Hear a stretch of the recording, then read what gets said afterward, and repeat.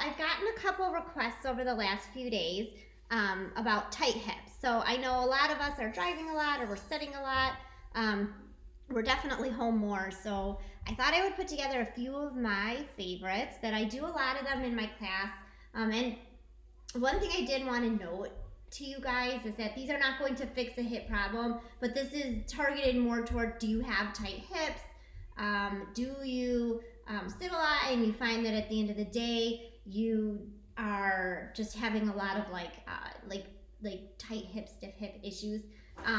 But if you do have hip problems, these could help.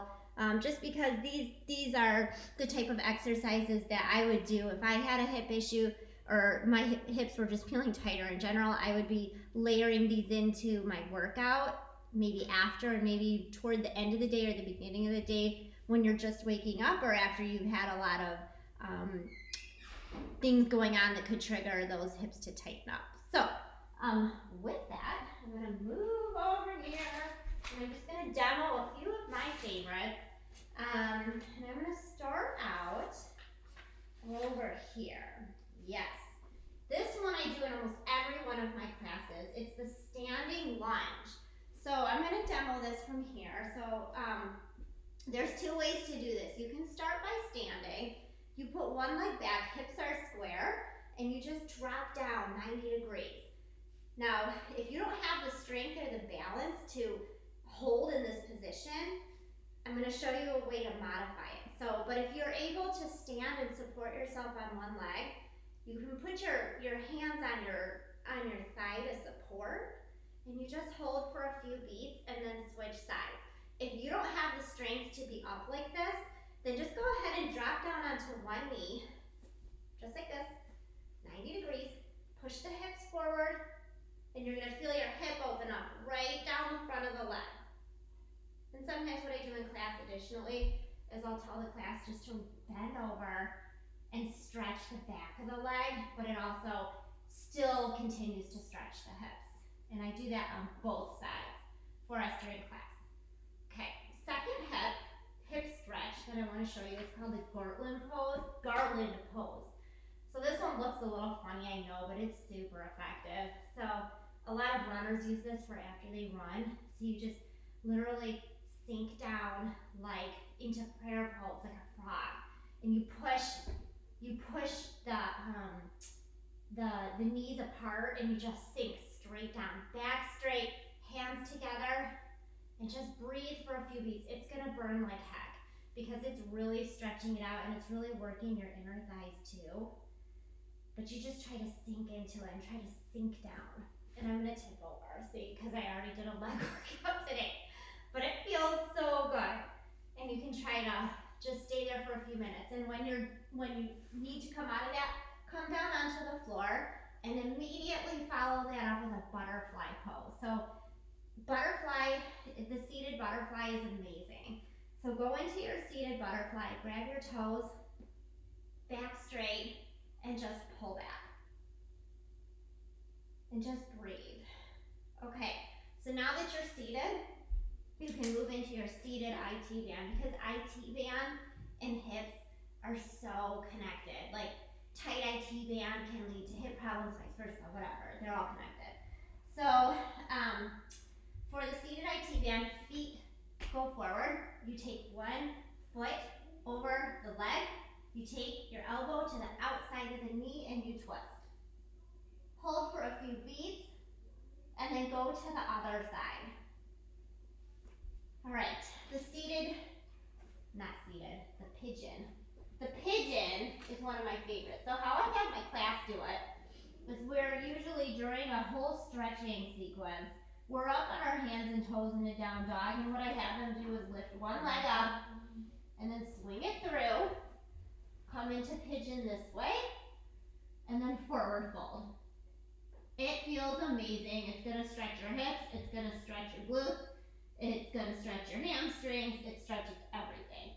Come up and then fold right back down. Do that on both sides.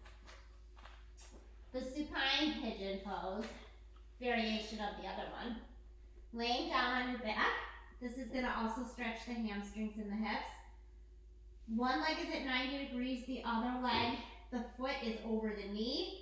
We grab behind the knee and we pull back, straight back, and then we take our hand and we push the hip open right here.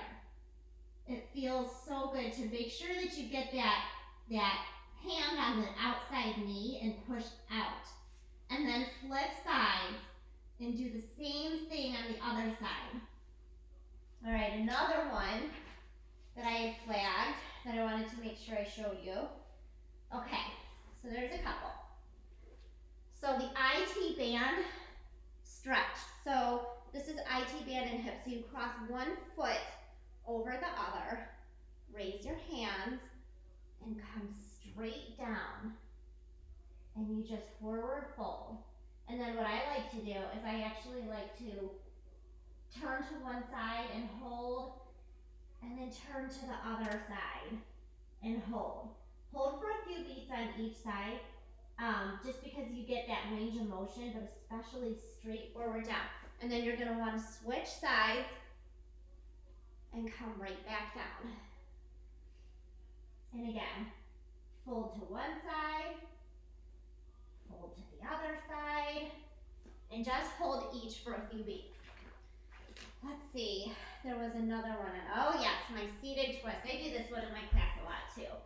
I do a lot for hips. So for seated twist, you twist one leg in, you put your other leg over so that your legs are together but twisted. And then you take your elbow to the outside of your knee and you turn. And then you switch. Elbow to the outside of the knee and turn. Okay. Happy Baby is one that they always recommend for this. Let's see, I'm gonna show you Happy Baby. Okay. Happy Baby, lay on your back, grab your feet right at the side and just pull back. And it just really opens up your hips. You can also grab on the inside of your legs and wrap your hands around and pull back a little deeper if you have more hip flexibility. I like to do that.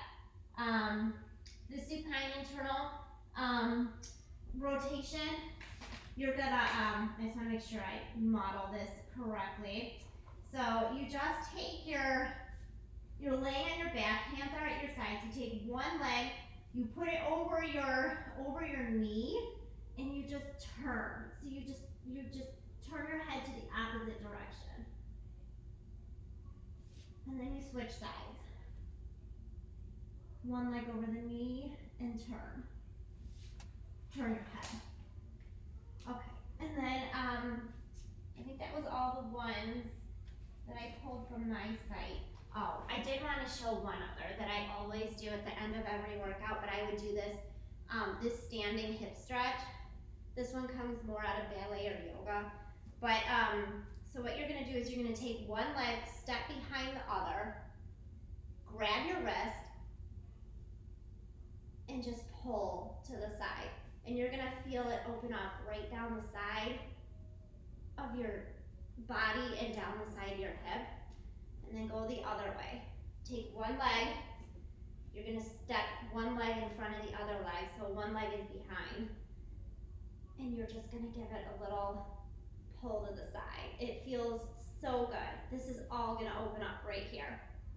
I can't even imagine my life without this stretch because it honestly stretches everything else out and pushes everything into alignment. Okay, so I hope that maybe you found a few of those that are helpful.